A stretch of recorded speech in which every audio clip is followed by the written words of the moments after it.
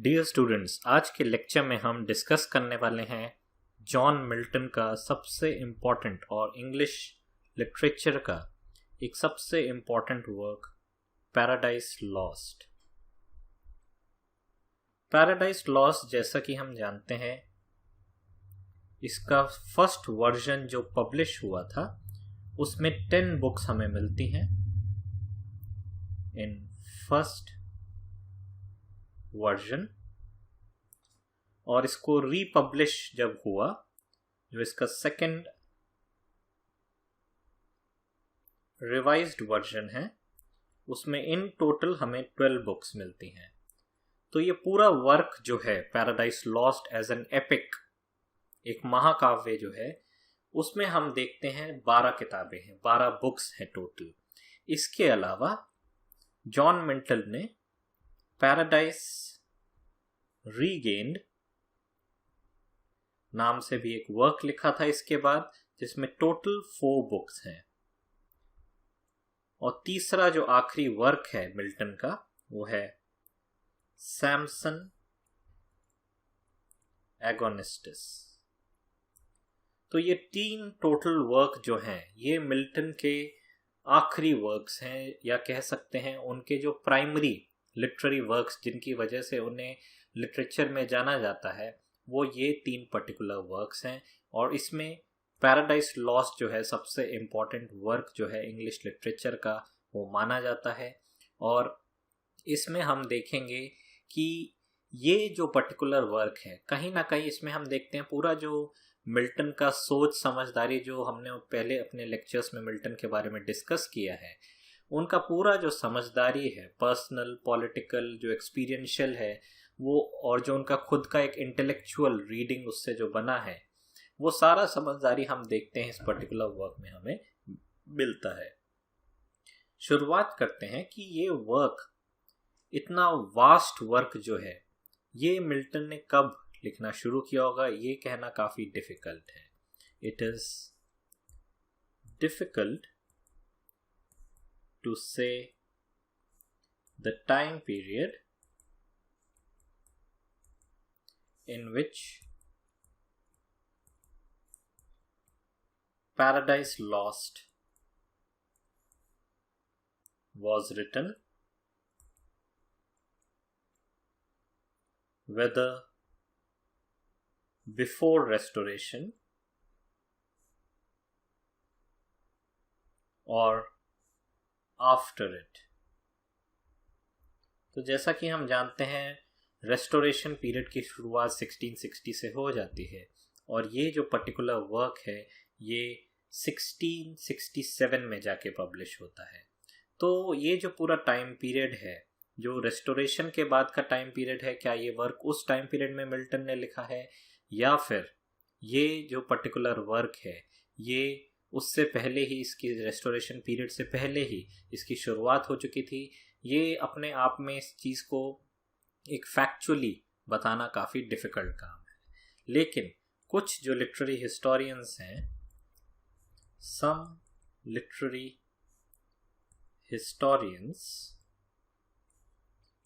suggests that the second half of Paradise Lost was written between Milton's third marriage in 1663 and it was published in 1667। तो ये एक rough time period या rough time frame हम कह सकते हैं। जो लिटरेरी हिस्टोरियंस होते हैं, कुछ लिटरेरी हिस्टोरियंस मानते हैं कि जो उसका सेकेंड हाफ है इस वर्क का, वो इस पर्टिकुलर, उनकी जो थर्ड मैरिज का जो टाइम पीरियड है, उसके बीच में इस वर्क को लिखा गया है। पैराडाइज लॉस्ट के बारे में अगर हम शुरुआत करें, बातचीत करें, paradise lost is a rich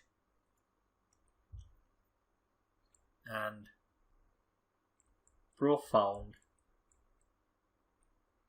mature epic because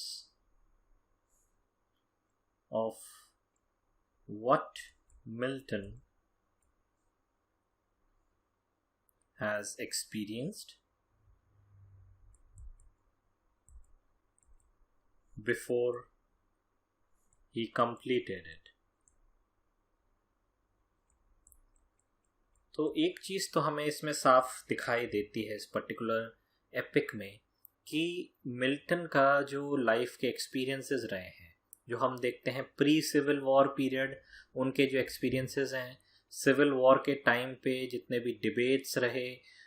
जितना भी रिलीजियस पॉलिटिकल डिबेट्स हैं, उनका एक पॉलिटिकल अंडरस्टैंडिंग जो है वो सारा सिर्फ वो एक थॉट्स में नहीं है, कहीं ना कहीं उन थॉट्स का जो एक आइडिया था, उस आइडिया के हिसाब से हम देखते हैं, उस आइडिया के बेसिस पे हम देखते हैं इंग्लिश सिविल वॉर पीरियड जो पूरा रहा है, उन आइडियाज़ का क्लैशेस रहा है, जो दो फोर्सेस है समाज में उनका क्लैशेस रहा है, और जिस फोर्स को, जिस पर्टिकुलर फैक्शन को मिल्टन सपोर्ट करते हैं, वो फैक्शन जो है कुछ साल जो है पावर में भी रहता है, कॉमनवेल्थ पीरियड जिसे हम कहते हैं, उस टाइम के भी जो उनके एक्सपीरियंसेस हैं, तो कहीं ना कहीं एक इंटीग्रल जो एक्सपीरियंसेस हैं, उनके सारे एक्सपीरियंसेस इंटीग्रेट करके वो एक पूरा मैच्योरिटी जो है वो हमें इस पर्टिकुलर एपिक में दिखाई देता है। कहीं ना कहीं वो पूरा टाइम पीरियड जो उन्होंने गुजार दिया, उस पूरे टाइम पीरियड में उन्होंने जो लर्न किया, उनके जो खुद के होप्स थे, उनके जो खुद के एक कमिटमेंट थी, साथ ही जो एक डिसइल्यूजनमेंट का भी फेज है, वो सब से गुजर के हम देखते हैं ये पर्टिकुलर एपिक जो है एक तरीके से उनकी लाइफ का ही नहीं, लेकिन उस समय का जो पूरा पॉलिटिकल सिनेरियो है, उस पॉलिटिकल सिनेरियो से भी जुड़ा हुआ हमें दिखाई देता है। Milton's rendering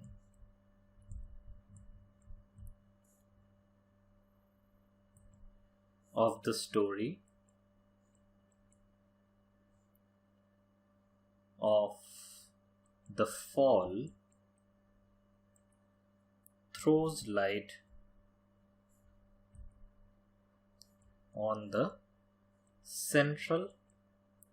paradoxes of the human situation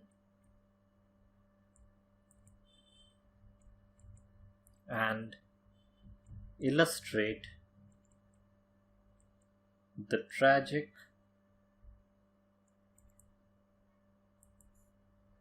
ambiguity of man as a moral being। तो ये एक हम देखते हैं जो ओवरऑल एक पूरा थॉट जो इमर्ज करके आता है कि कहीं ना कहीं जो पूरा फॉल का जो पूरा स्टोरी है, कि जो क्रिएशन का जो स्टोरी है, ह्यूमन बींग्स के क्रिएशन का जो स्टोरी है, जो बिब्लिकल एक स्टोरी है, उसमें से वो उस पूरी स्टोरी को लेके वो अपने इस एपिक में आते हैं, और कहीं ना कहीं उस फॉल की स्टोरी के बेसिस पे जो ह्यूमन कंडीशन है, ह्यूमन सिचुएशन है, और कहीं ना कहीं जिस तरीके से उस समय में जो पूरा एक सिविल वॉर पीरियड ख़त्म होने के बाद, कॉमनवेल्थ पीरियड ख़त्म होने के बाद जो एक रेस्टोरेशन का भी जो एक टाइम पीरियड आ जाता है, कहीं ना कहीं जो एक डेमोक्रेटिक फोर्सेस थी उस समय की, रिपब्लिकन फोर्सेस थी, वो एरिस्टोक्रेटिक फोर्सेस या फ्यूडल फोर्सेस के सामने हम देखते हैं कि कहीं ना कहीं फेल कर जाती हैं मिल्टन के टाइम पीरियड में। तो हम देखते हैं एक ह्यूमन कंडीशन जो उस समय जनरेट होता है, जो एक इंटेलेक्चुअल मूड है उस समय का, एक मिल्टन जैसे एक न्यू एज इंटेलेक्चुअल का जो हम देखते हैं कि एक कंडीशन है, उसको वो एक larger human condition, larger human situation से जोड़ के दिखाते हैं। एक तरीके का एक ट्रैजिक वो दिखाते हैं सिचुएशन जो बना हुआ है, और यही इस पूरे जो हम कह सकते हैं कि एक रेवोल्यूशनरी पीरियड का एक हमें झलक भी दिखाई देता है। एक मिल्टन का जो पूरा रेवोल्यूशनरी दौर में उस समय